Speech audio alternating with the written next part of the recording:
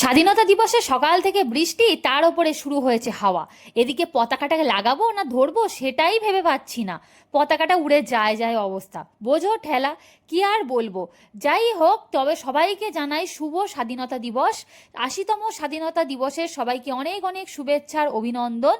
আর এইদিকে সকালবেলা ঘুম থেকে উঠেই দেখি না, ও বাবা, আকাশ ঘিরে কালো মেঘ করে আছে। পতাকাটা তাড়াহুড়ো করে ভাবলাম তাড়াতাড়ি লাগিয়ে দিয়ে আসি আমি আর আমার বড়মশাই দুজন মিলে ছাদে। কিন্তু সেই সময়টুকু আর দিল না।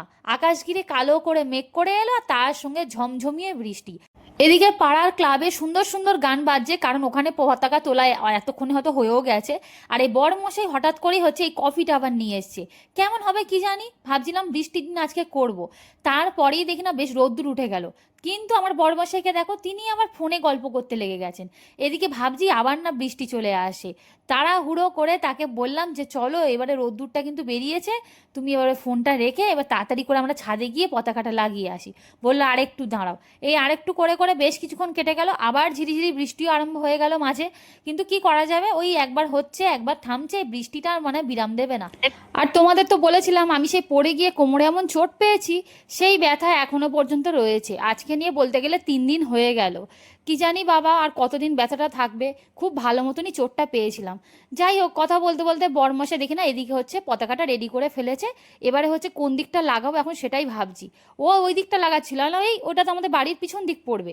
আমি বললাম যে সামনের দিক হবে সেরমভাবে লাগাতে হবে। আর কি সুন্দর হাওয়াটা যা দিচ্ছে, আর পতাকাটা এত সুন্দর লাগছে, তাই ভাবলাম একটা ছোট্ট করে একটা ছবি তুলে নিই। আর এদিকে বরমশাইকে বললাম যে দাঁড়াও দাঁড়াও, কয়েকটা ছবি আমরা একটুখানি পতাকাটা হাতে নিয়ে তুলে নিই।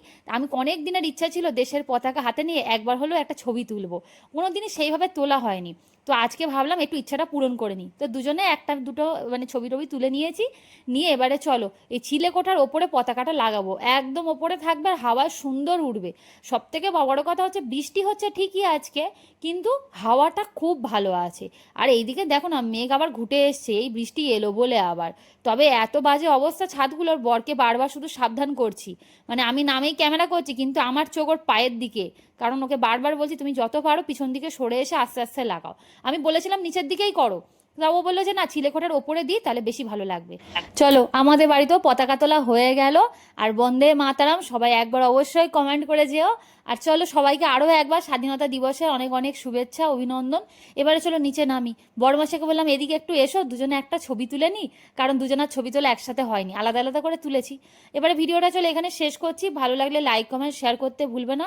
আর আমাকে ফলো করতে একদম ভুলবে না আরও এরকম ভিডিও দেখার জন্য। আজকের মতো এটুকুই, টাটা সবাইকে।